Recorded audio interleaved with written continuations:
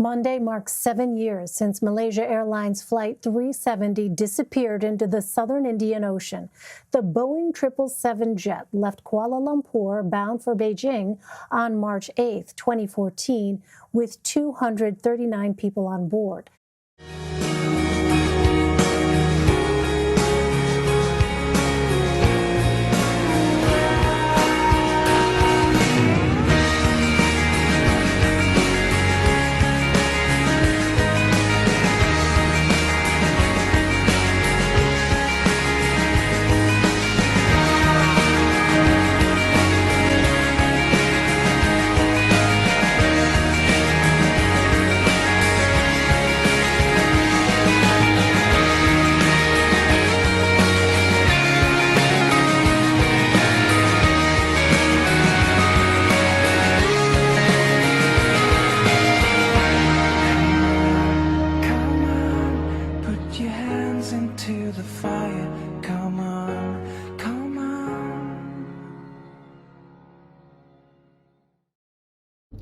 So the Malaysia air flight is, well, basically there was a flight with 370 people in 2014 that went off, and they never landed. They never came down. They lost contact with the plane.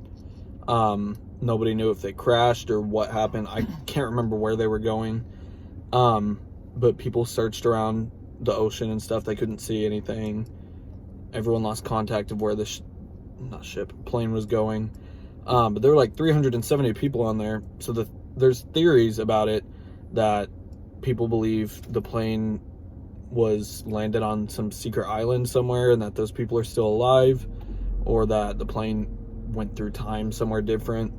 But there's even TV shows that kind of like, not mock, but like put their own spin on that. Like there's this TV show called Manifest where this family goes on a trip, and then the brother, sister, and the brother's son take a second flight back, and there's like turbulence, and they leave on their trip in 2013, and then like they land like 3 hours later and it's 2018. Is that when there's a whole bunch of people at the airport waiting for them? Mm-hmm. I've seen that. Yeah. So the theory alongside it is that this plane is still somewhere out there, and that these people are still alive.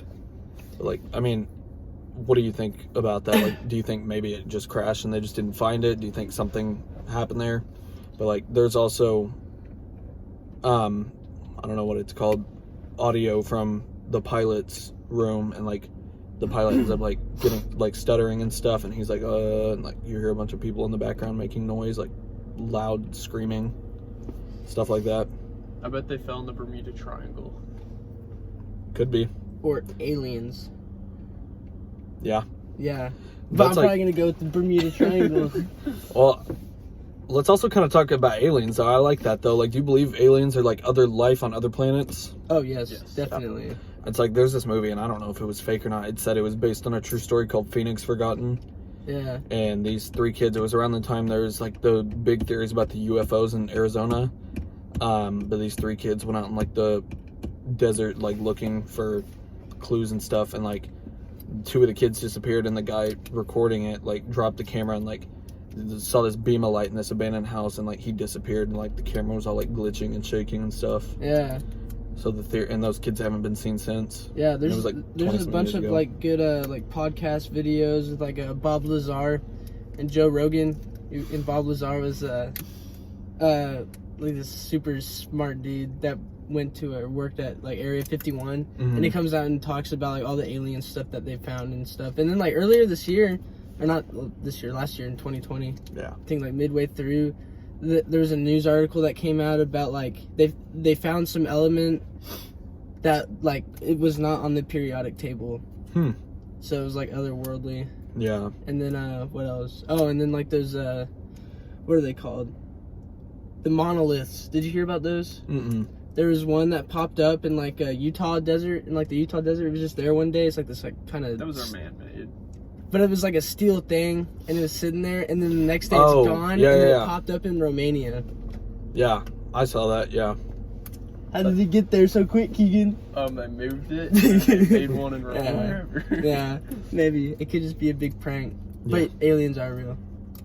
No, I definitely think aliens are real. And, you know, like, when people think of aliens, they think of, like, green or gray, weird, bald, skinny figures with, like, black eyes. Like, that's just the stereotype for it. Like, zombies are dead people that, like, eat brains or something. Or, like, ghosts, or white, and they just float in the air like Casper. Like, that's just a stereotype for it. It could be something completely different. Idea. So, you know the saying, stereotypes are made for a reason? Mm-hmm. Maybe we've seen gray, skinny aliens with big black eyes, and that's why we had the stereotype that that's what they look like. Maybe. Boom. That kind of makes me think of the theory Dazohn told me about the veil over your eyes. Oh, the third eye? Not the third eye, the veil over your eyes. So the veil over your eyes theory is that when you're born, there's this veil that covers your eyes and keeps you from seeing what's really out there in the world. Yeah. And that's why some people are actually locked up in, like, insane asylums, because those people they can see everything. Yeah. Like, right now we have a veil over our eyes, so we may not be able to see, but there could be, like, fucking weird ass creatures around here. Like, things are on fire. Like, it doesn't look like how it actually is. Yeah. What's that thing called that Raymond talks about? The skin shifter or whatever? Yeah. Yeah. Like that thing. Could like be. A chupacabra. Maybe aliens. Could be. I don't know. You seen Third Eye, or not Third Eye? You seen They Live, the movie They Live? Mm-mm. They see these people, but when he puts on these sunglasses, he sees that they're actually aliens disguised as people. You're talking about Men in Black? Maybe I have. No, it's They Live. It's like a really old movie. It's pretty good. You know, like, I've come here to chew bubblegum and kick ass. Yeah. It's from that movie. Yeah, I've never heard that one. That was my dad. We're chilling. That's funny. What were we talking about at first? The Malaysians. Yeah, we were talking about air flights, and we turned into fucking aliens and shit. Yeah, aliens could have taken them, or the Bermuda Triangle. Who knows? But, like, how weird would it be? Like, imagine it in your life if you went on a flight somewhere and it was only like a 4-hour flight, and, like, when you landed, it's like 6 years in the future, but for you it's only been like 4 hours. So, like, your entire family and all your friends are grown up and you're still the same age. Like, that'd be weird as shit, right? I don't think I'd like that. No, I wouldn't like that.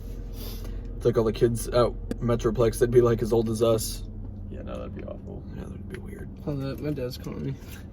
Let's step out real quick. Monday marks 7 years since Malaysia Airlines Flight 370 disappeared into the southern Indian Ocean. The Boeing 777 jet left Kuala Lumpur bound for Beijing on March 8, 2014, with 239 people on board. Less than an hour after takeoff, the plane disappeared from radar. Military radar tracked the plane, which showed it making a turn south, leading investigators to believe the wreckage was somewhere at the bottom of the Indian Ocean. A $200 million international search effort spanning about 4 years was also inconclusive. For more, I'm joined by Jim Hall. Jim is a former chairman of the National Transportation Safety Board. Jim, welcome. Thanks very much for joining us. You know, I think the overarching question everyone has at this point is, why hasn't MH370 been found yet? Well, I think it was the current technology was unable to track the aircraft. It appeared to me that it was an intentional act to take the airplane to some location that it couldn't be found, and it's been very successful.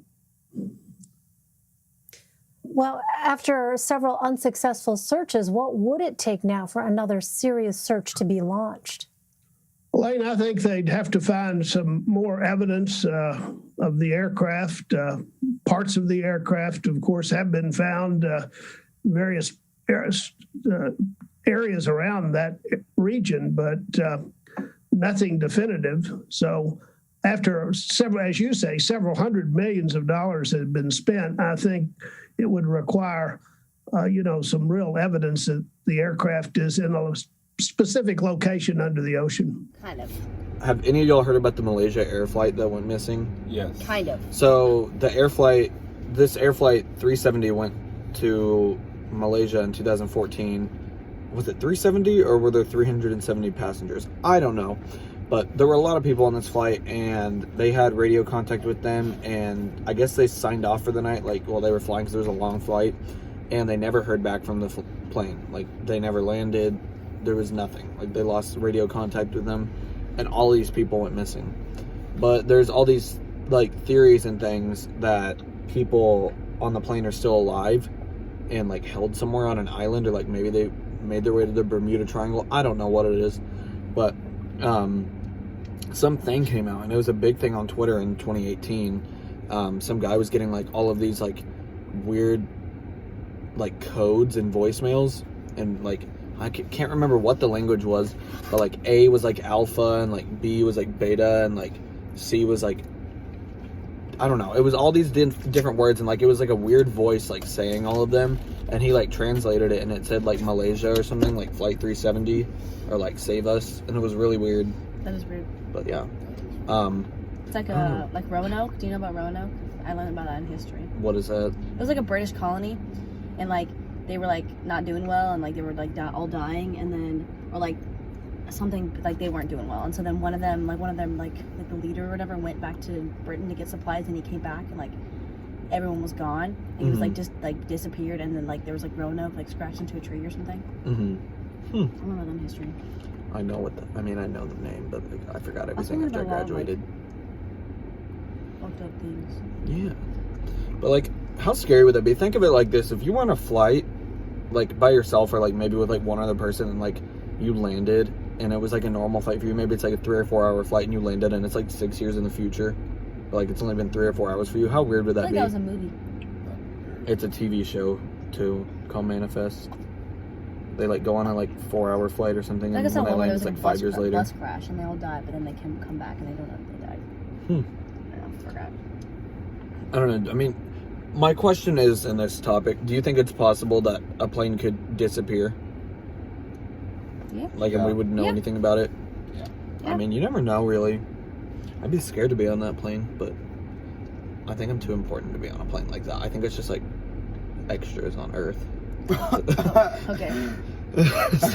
Sorry, I don't know how to word that, but, like, it's just, like, extras. Like, they're not main characters. They're not main characters in their life. They're, like, extras. They're extras in their own life. Yeah. Like, I don't think I would know anyone that like, nobody I know would lose someone on a flight like that just disappears. If it was, like, a plane crash, sure, like, obviously that's gonna happen, but, like, what about the ones where there's, like, no remains or anything, and, like, they don't know where it is? Because, like, I feel like even with this one, the Malaysia flight, I feel like they still should have contact of where the plane is and seeing where it's at. But, like, they lost all contact. But you know, like, with sometimes, like, when you have, like Life 360 or something, and, like, your, like, connection, your cellular stuff, like, goes out, you, like, can't, like, see where you are. Yeah. Maybe they're just in a place where no one can see them. Maybe. This is completely unrelated, but do you know what the plutonium files are? Explain. So, my history teacher told me about this, but it happened in, like, I don't know, a while ago in, like, United States history, but they were trying to test, like, the effects of plutonium on people, and they got, like, a bunch of these orphans, and they, like, started, like, mixing, like, plutonium into their, like, oatmeal, and, like, they would eat it, and, like, it gave them cancer, and they would just, like, they just, like, ran tests on them, and, like, kept, like, files of, like, what happened to them, and, like, apparently, I didn't know this either, but, like, the government, like secret files, they have to open them up to the public, like, every few years, like, there's so many years, so the files are all open, and my teacher was telling me about them, and there's, like, a book. But that's scary. it's kind of fucked up. Yeah, a little bit. Little orphan boys, they give them cancer with plutonium. In their oatmeal. Yeah. My teacher told me a lot of weird things that I didn't know about. Who was your teacher? Miss Quirk. She's the best lady ever. Oh, yeah. I love her. I didn't even have her, but I saw her in the hallway. Yeah. That's a little off topic, but that's okay. She also told me that, like, after, like, Pearl Harbor, we had, like, our own kind of, like, version of concentration camps, like, with, like, Japanese and Asian people. Oh. But, like, we didn't call them that, obviously. Yeah. But, like, it was just field trips. Yeah, well, like, but, like, instead of, like, them all, like, dying, they, like, made their own cities and stuff. It was kind of cool. Fancy. I don't know if I'm speaking English. I'm just kind of, like, thinking of random things. You're not, but it's okay. You're not real. What if I just, like, popped on the camera and we're like, oh, that's funny.